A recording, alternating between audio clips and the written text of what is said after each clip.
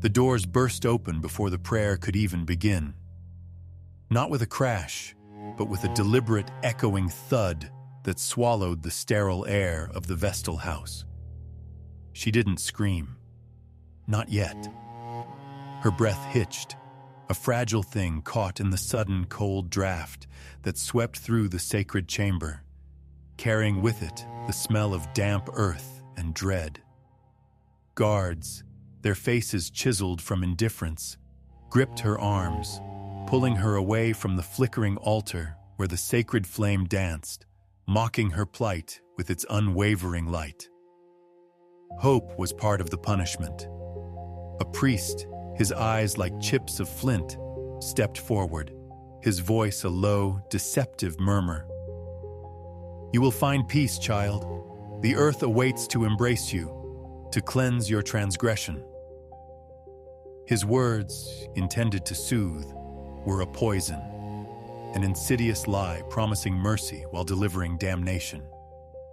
She knew then, the embrace of the earth was not a comfort, but a suffocating shroud. And the cleansing?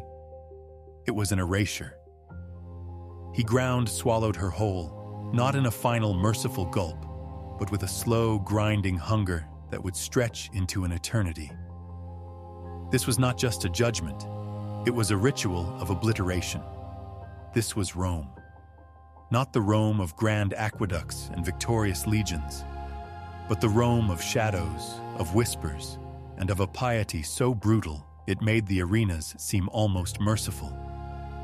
The Vestal Virgins, sacred keepers of the eternal flame, were Rome's spiritual bedrock. Their chastity was not merely a virtue, it was the very guarantee of the Republic's survival. Their purity was a shield, their devotion a prayer whispered directly into the ears of the gods. But behind the shimmering veils and solemn vows lay a system built on terror, sustained by fear, and policed by men who wielded piety like a sharpened blade. These priests, the Pontifices Maximi, guardians of the sacred law, were also masters of political theater.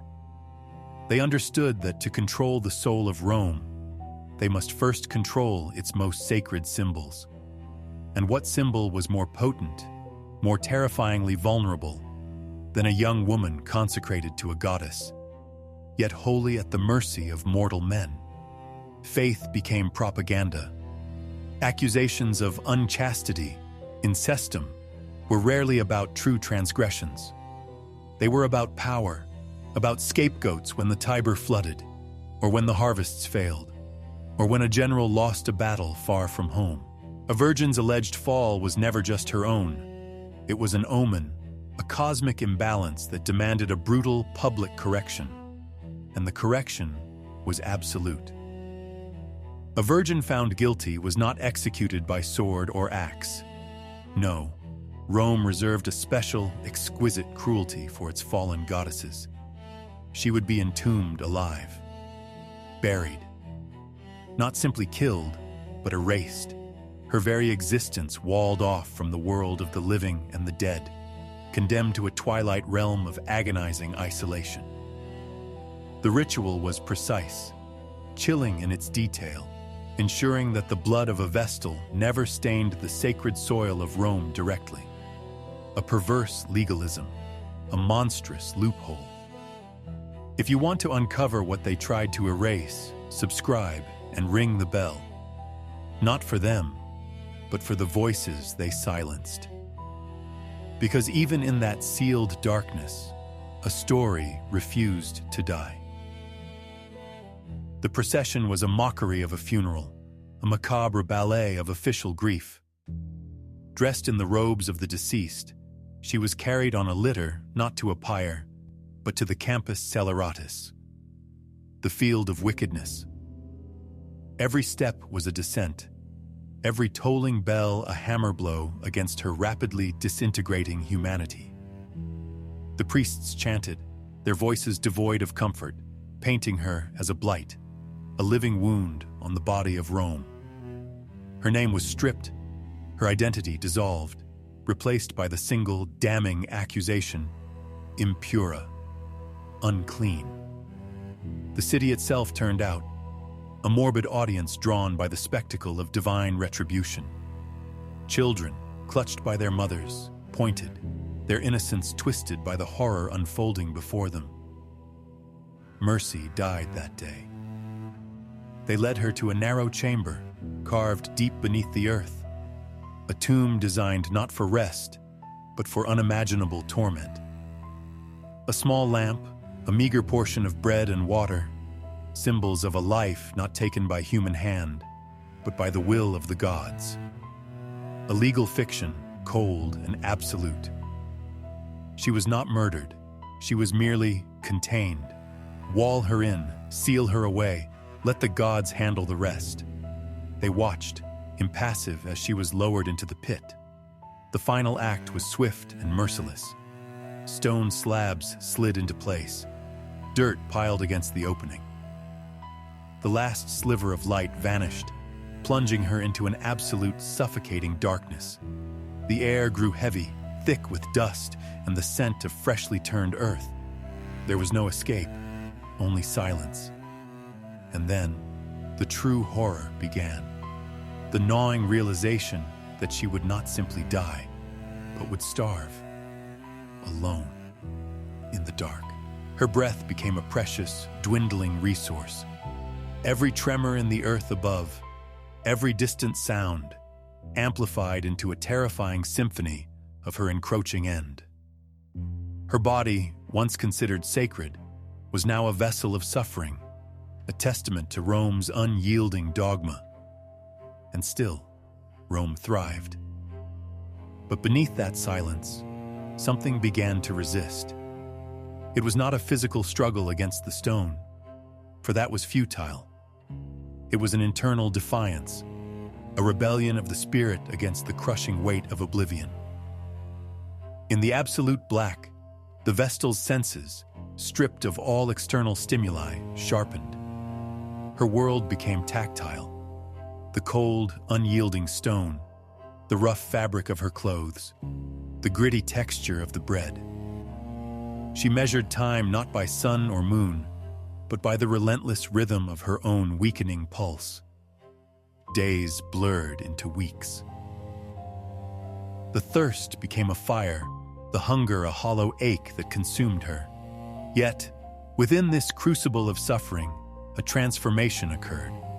Her prayers, once rote recitations, became raw, desperate cries into the void, not for rescue, but for understanding, for strength, for a shred of dignity in her final moments.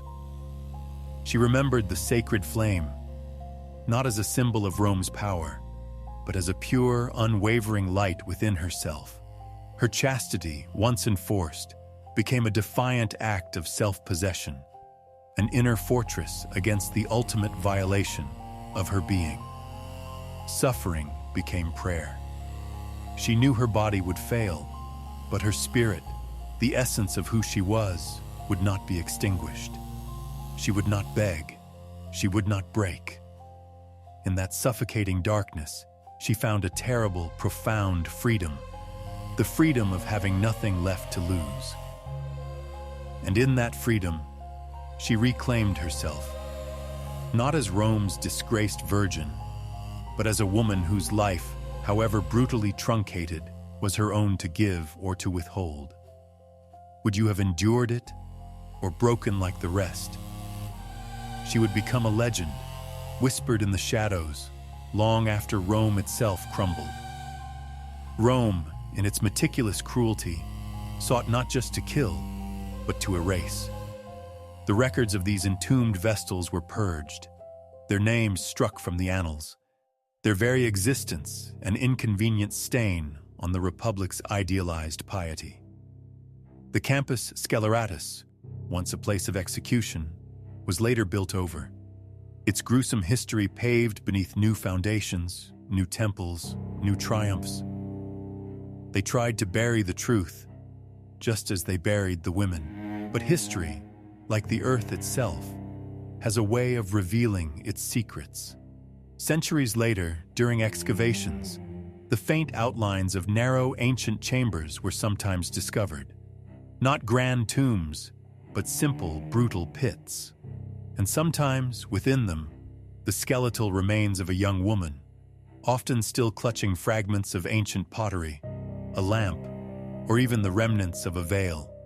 Whispers of these findings persisted, hushed tales exchanged among scholars and archaeologists. The fastos, ancient Roman calendars, sometimes carried oblique references to periods of calamity or pollution that required unusual rites of purification, thinly veiled allusions to the Vestals' grim fates. Their silence became proof. The absence of evidence itself became a haunting testament. For every name officially erased, a ghost lingered. A story demanded to be told. The very act of forgetting, so assiduously performed by Rome, ensured that when these fragments of truth resurfaced, they carried with them the weight of centuries of deliberate suppression. Their stories, once stifled beneath tons of earth, began to breathe again, exhaled by the excavations, carried on the winds of time, echoing through the cold corridors of history. Walk through the ruins of Rome today. See the grandeur, the echoes of empire. But remember, beneath the polished marble and triumphant arches lies a darker foundation. A foundation built on fear, on sacrifice, on the ruthless enforcement of power disguised as divine will. The Vestal Virgins, entombed alive, are not just a historical footnote. They are a chilling reminder that even the most sacred institutions can become instruments of unspeakable cruelty. Their story forces us to confront the uncomfortable truth that human nature, in its pursuit of control, can twist faith into a weapon and justice into a spectacle of terror. Empires die, but cruelty remembers. The earth that swallowed them whole eventually relinquished its secrets, and their silent screams became the loudest indictment.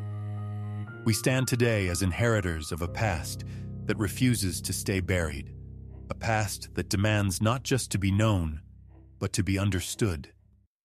Because history doesn't repeat itself, it remembers. Subscribe, ring the bell, and step deeper into the shadows of history.